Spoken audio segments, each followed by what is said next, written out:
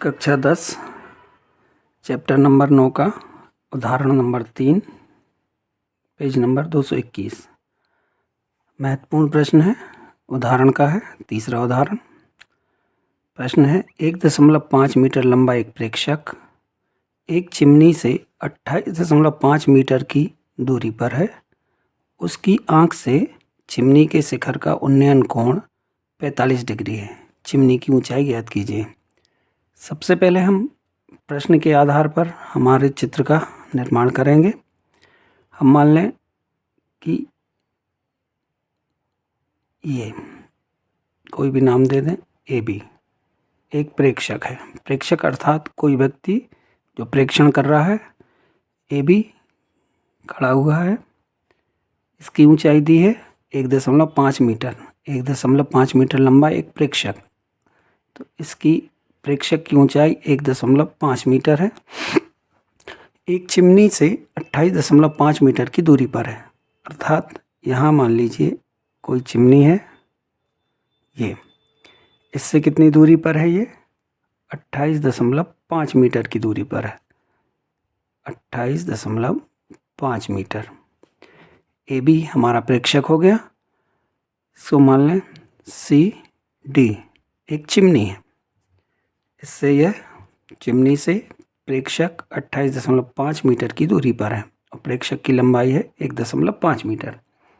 आगे उसकी आंख से चिमनी के, मतलब प्रेक्षक की आंख से, यदि यहाँ प्रेक्षक खड़ा हुआ है तो उसकी आंख यहाँ होगी। जैसे मान लीजिए हम यहाँ खड़े होकर किसी चिमनी को देख रहे हैं तो हमारी आंख यहाँ होगी।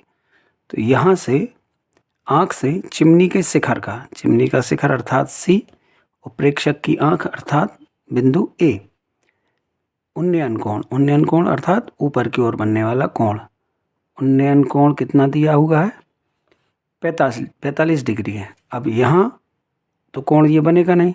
यहाँ से क्षैतिज रेखा हम का निर्माण करेंगे। ये हमारी क्षैतिज रेखा होगी और ये हमारी दृष्टि रेखा होगी। जब भी कोई कोण बनता है, उन्नयन या अवनमन, तो क्षैतिज रेखा अर्थात सीधी रेखा और दृष्टि रेखा अर्थात ऊपर की ओर देखने या नीचे की ओर देखने पर। ऊपर की ओर देखेंगे तो उन्नयन कोण बनेगा ये, और नीचे की ओर देखेंगे तो अवनमन कोण बनेगा नीचे की ओर। तो उन्नयन कोण ये कितना है? 45 डिग्री है। तो हमें क्या करना है? चिमनी की ऊंचाई ज्ञात कीजिए। हमें इस चिमनी की अर्थात सी डी की ऊंचाई ज्ञात करना है। हमारी क्षैतिज रेखा ए और यहाँ हम बिंदु मान लें ई। ए हमारी क्षैतिज रेखा हो गई और हमें सी डी की ऊंचाई ज्ञात करनी है। अब हम ये देखें कि ए बी 1.5 मीटर है, तो इस डी और ई की दूरी भी कितनी होगी? 1.5 मीटर, क्योंकि ये दोनों समांतर रेखाएं हैं। समांतर रेखाओं के बीच की दूरी हमेशा नियत रहती है, तो 1.5 है, तो यहाँ भी 1.5। इसी तरह से बी डी यदि 28.5 है तो ए ई भी हमारी 28.5 मीटर हो जाएगी। अब हम देखें, हमारे पास एक समकोण त्रिभुज ए ई सी मिलता है जिसमें ई समकोण है। तो हमें चिमनी की ऊंचाई ज्ञात करनी है अर्थात सी डी ज्ञात करना है। सी डी में हमें देखें तो सी ई प्लस ई डी होगा। ई डी हमें मालूम है। इस त्रिभुज से ए सी ई से हम सी ज्ञात कर लें, तो इससे हमें सी और ई डी जोड़ देंगे तो हमें इस पूरी चिमनी का ऊंचाई प्राप्त हो जाएगी। तो यहाँ हम हल करना शुरू करेंगे। माना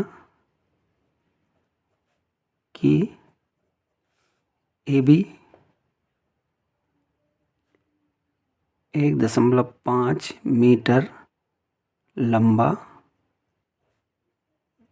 प्रेक्षक है एवं सी डी कोई चिमनी है।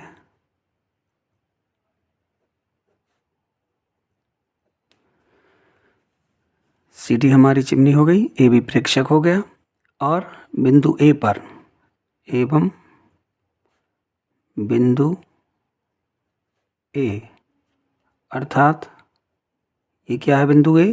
प्रेक्षक की आँख, प्रेक्षक की आँख पर बनने वाला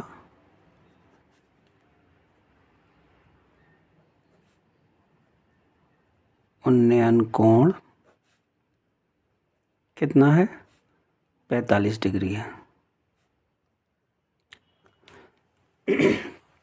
अब हम इस त्रिभुज ए ई और सी में, ए ई सी में हम देखें तो इसमें हम ऐसा अनुपात निकाल लें जिससे कि हमें लंब और आधार प्राप्त हो। ऐसा कोई भी त्रिकोणमितीय अनुपात देखें जिसमें कि लंब और आधार का अनुपात प्राप्त हो।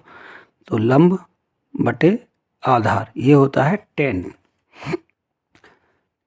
tan 45 बराबर लंब बटे आधार। लंब क्या है हमारा? CE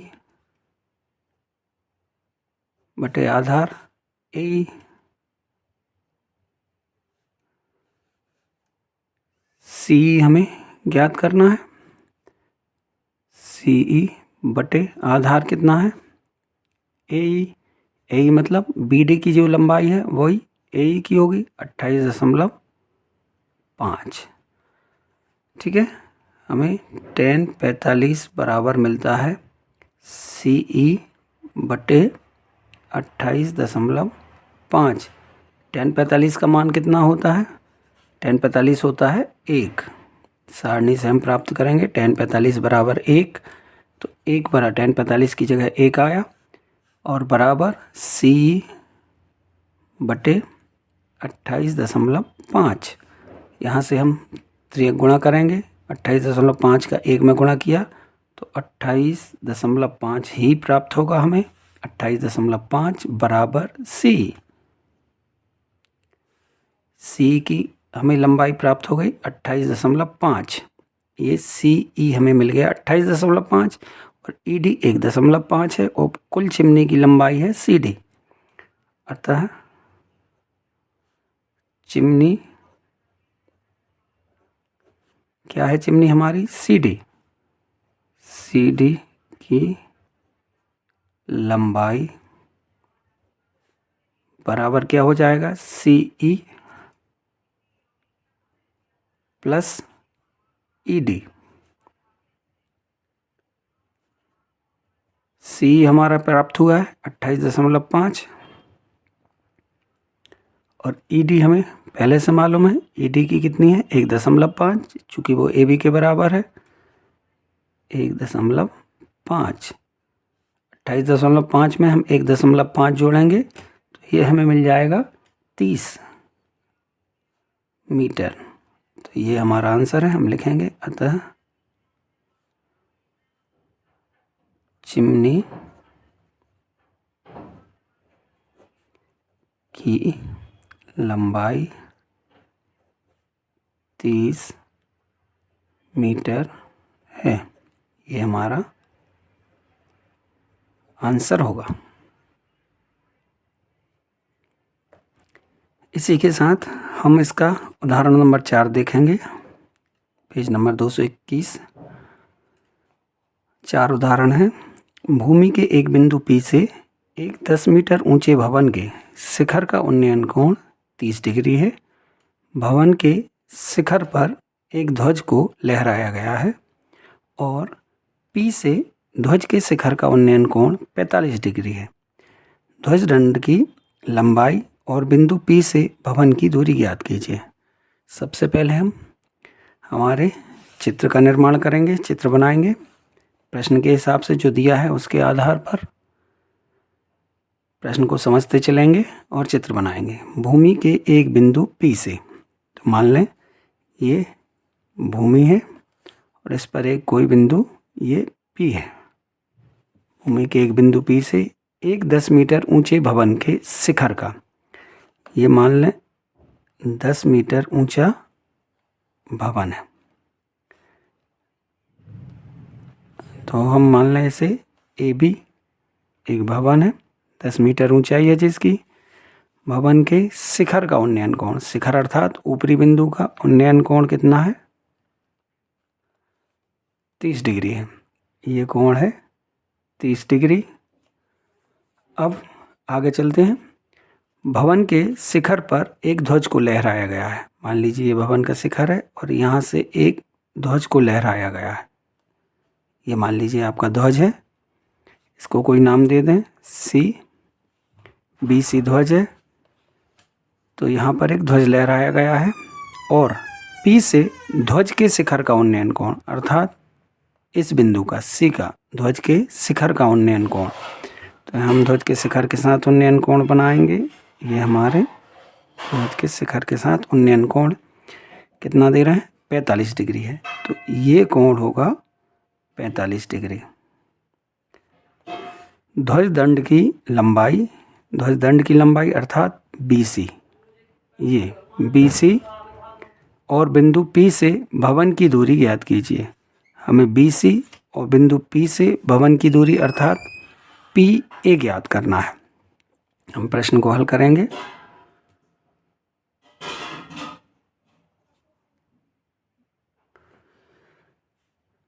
हल करने के लिए सबसे पहले हम देखेंगे कि हमें क्या दिया हुआ है और हमें ज्ञात क्या करना है।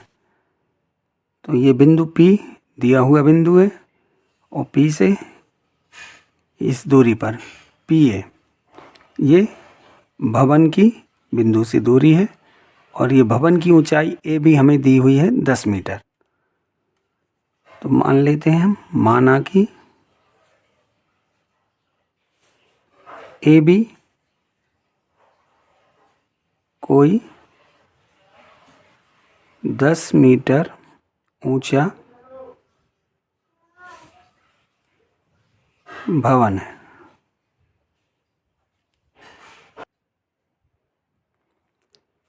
एवं इसके शिखर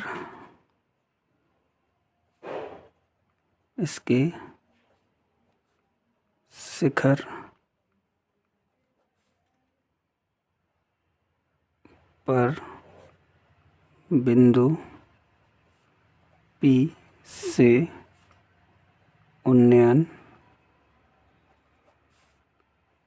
कोण कितना है? 30 डिग्री है तथा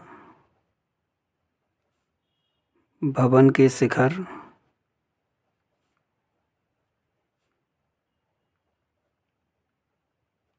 B, भवन का शिखर B है, पर कोई ध्वज क्या है हमारा? BC को फहराया गया है।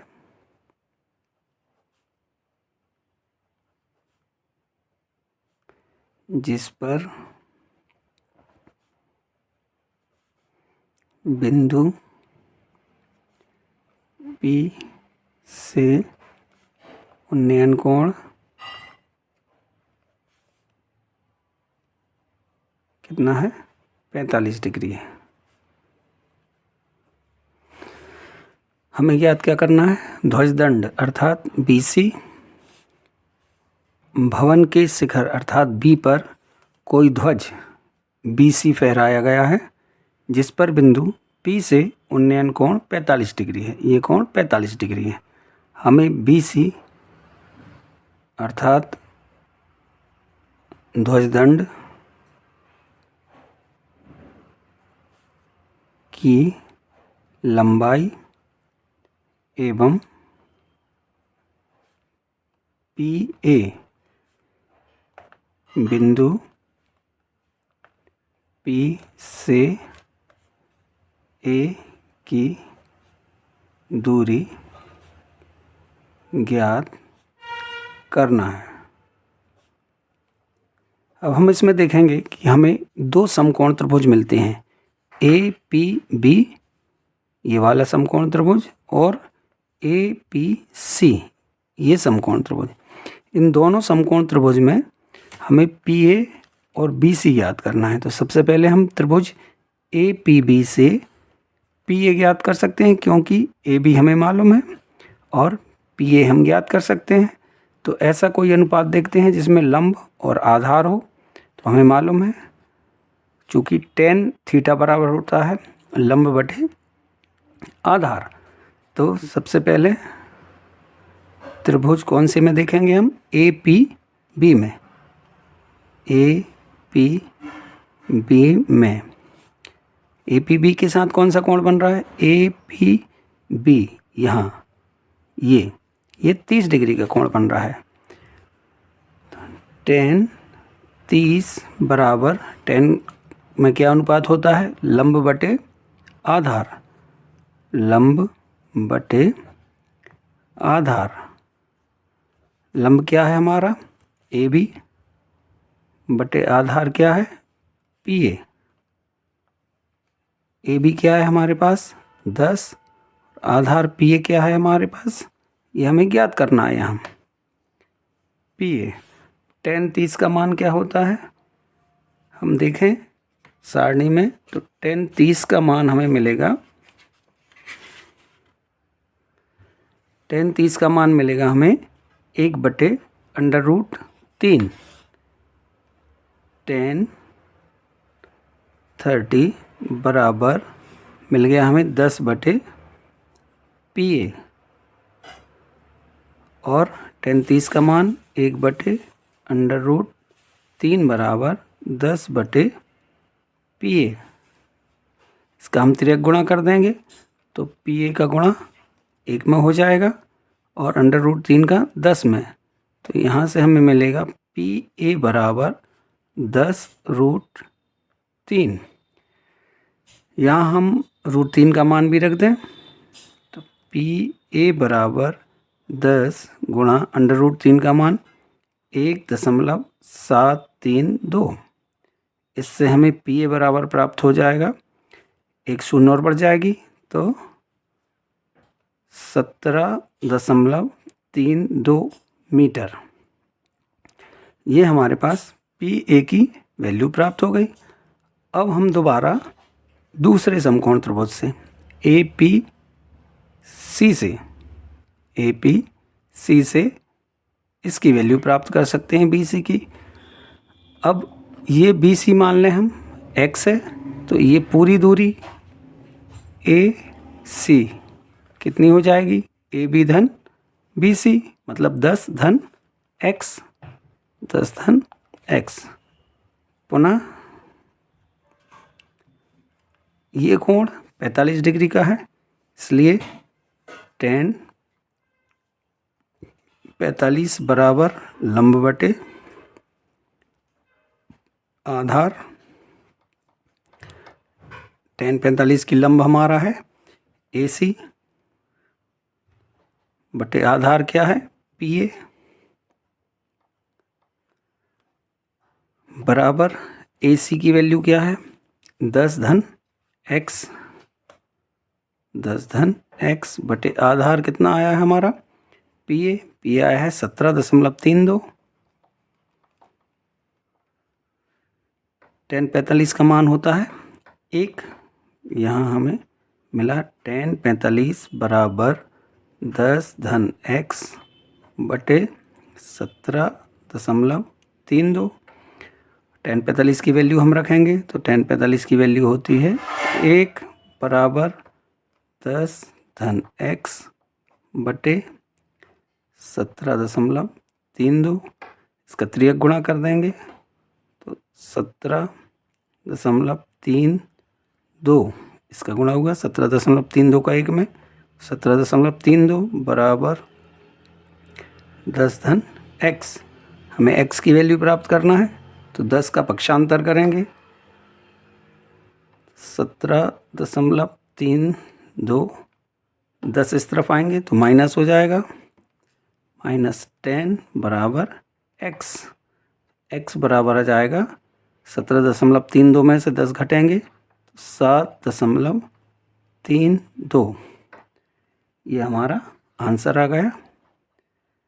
ध्वज दंड की लंबाई 7.32 मीटर एवं पी से ए की दूरी कितनी आई? पी ए 17.32, पी ए बराबर 17.32 है।